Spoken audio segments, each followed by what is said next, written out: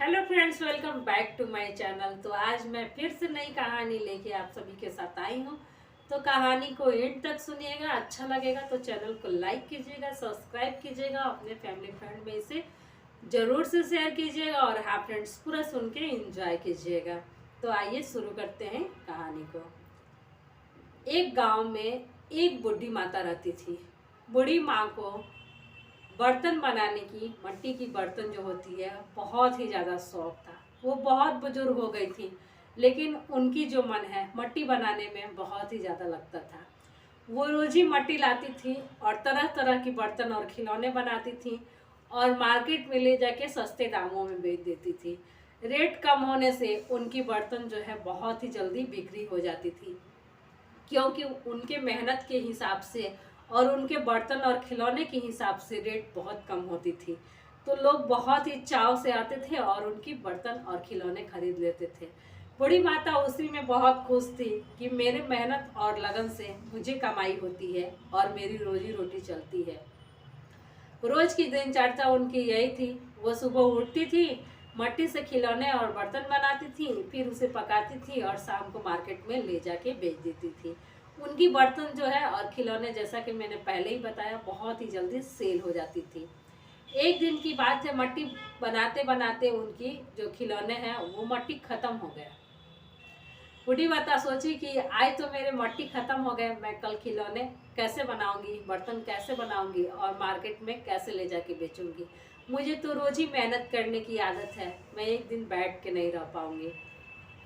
तो बूढ़ी माता ने सोची कि आज मैं बर्तन बनाना छोड़ देती हूँ और चलती हूँ किसी खेत से अच्छी सी मिट्टी लाती हूँ और ढेर सारे खिलौने और बर्तन बनाऊंगी। लेकिन इससे पहले मैं बहुत ज़्यादा मिट्टी इकट्ठा कर लेती हूँ, क्योंकि मुझे खिलौने और बर्तन बनाने में दिक्कत नहीं आएगी। वो अपनी टोकरी ली और मिट्टी के लिए निकल गई। दूर खेत में एक चिकनी सी मिट्टी उन्हें दिखी और वो उसे कुदालना शुरू कर दी और कोड़ते कोड़ते 2-3 टोकरी मिट्टी अपने घर लेके आई। फिर सोची कि 2-3 टोकरी तो 2-3 दिन में ही खत्म हो जाएगी, थोड़े से मिट्टी और इकट्ठा कर लेती हूँ, फिर बर्तन बनाऊंगी। और वो फिर से कुदाल जो है अपनी मिट्टी में चलाने लगी। बहुत ज़्यादा मिट्टी निकलने के बाद थोड़ी सी गड्ढा टाइप की वहाँ की जगह जो है वो हो गई। जब बूढ़ी माता चौथी टोकरी मिट्टी निकाल रही थी, तो वहाँ से कुछ खटखट की आवाज़ सुनाई दी। बूढ़ी माता बोली कि क्या है इसमें, ऐसा क्या है जो खटखट की आवाज़ आ रही है।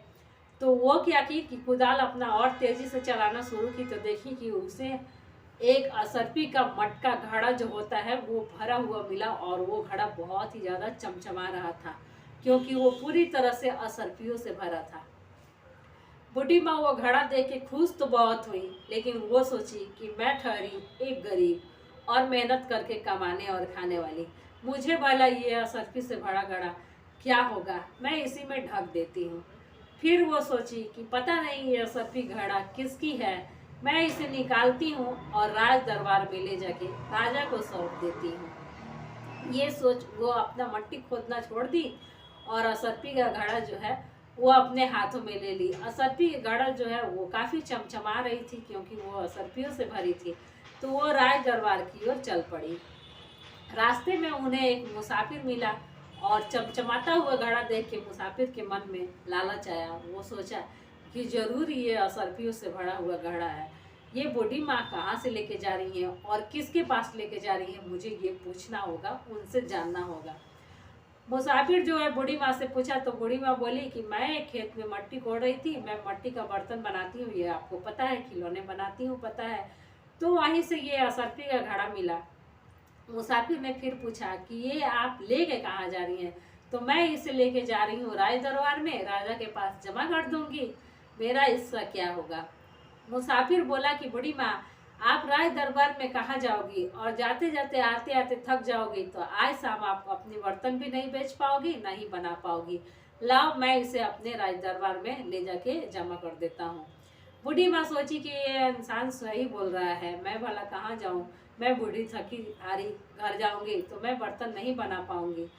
तो वो क्या किया कि असरपी से भरा घड़ा जो है वो मुसाफिर को दे दिया और वापस अपने घर आ गई। मुसाफिर के हाथ में घड़ा जाते ही लालच भर गया। वो सोचा, भला असरफी से बड़ा घड़ा राज दरबार में जमा करने कौन जाए, मैं ही एसआरपी का घड़ा लेके जाऊंगा तो मैं तो अमीर हूँ ही, इससे भी ज़्यादा अमीर बन जाऊंगा। राज दरबार में जाने की आवश्यकता नहीं होगी, किसी के काम करने की आवश्यकता नहीं होगी, मेरी तो पूछ तो ही एसआरपी से बैठ के खाएंगे और मैं बड़ा सा महल भी बनवा लूंगा और राज करूंगा। ये सोच वो असरपी का गाड़ा अपने घर लेके चला गया, लेकिन जाते जाते वो दिन तो बीत गया, रात हो गया, क्योंकि बहुत देर हो चुकी थी। वो सोचा कि सुबह उठते ही मैं ये असरपी का घड़ा सुनार के पास लेके जाऊंगा और बेच दूंगा और ढेर सारी पैसे लेके वापस आ जाऊंगा। तो मुसाफिर क्या किया कि उस घड़े को अपने सर के पास रखा और सो गया, लेकिन पूरी रात उसे नींद नहीं आई कि मैं सुबह सुबह अमीर होने वाला हूँ। मैं सुबह उठते ही सुनार के पास जाऊंगा और सारी असरपियाँ बेच के अमीर हो जाऊंगा। उसके मन में बहुत ही ज़्यादा लालच आ गई, लेकिन बूढ़ी अम्मा को जो घड़ा मिला था वो किसी भगवान ने मट्टी में ढका था, उनकी ईमानदारी और मेहनत देख के। तो उस भगवान ने देखा कि एक बूढ़ी अम्मा के लिए मैंने असरपी का घड़ा रखा तो उन्हें कोई फर्क नहीं पड़ा, वो अपने मेहनत के किए हुए कमाई को खा के ही बहुत खुश थी। और एक अमीर आदमी को ये घड़ा मिला तो उसके मन में और अमीर होने की लालच भर गई। तो मैं अपना घड़ा जो है वापस ले लेती हूँ। और उन्होंने रात को अपना घड़ा वापस ले लिया। सुबह जब मुसाफिर उठा तो देखा कि वहाँ एक चिट्ठी पड़ी थी और घड़े असरफी के गायब थे। चिट्ठी में लिखी हुई थी कि मैं तो एक ईमानदार इंसान के लिए ये घड़ा सौंपा था, ये घड़ा तुम्हारे लिए नहीं है, मैं अपना घड़ा वापस लेती हूँ। तो आई होप ये कहानी आप सभी को अच्छा लगा होगा। फ्रेंड कैसा लगा कमेंट करके बताइएगा, अच्छा लगेगा तो लाइक कीजिएगा, चैनल को सब्सक्राइब करना बिल्कुल नहीं भूलिएगा। मैं मिलूंगी किसी नेक्स्ट वीडियो के साथ, तब तक के लिए बाय बाय, थैंक यू।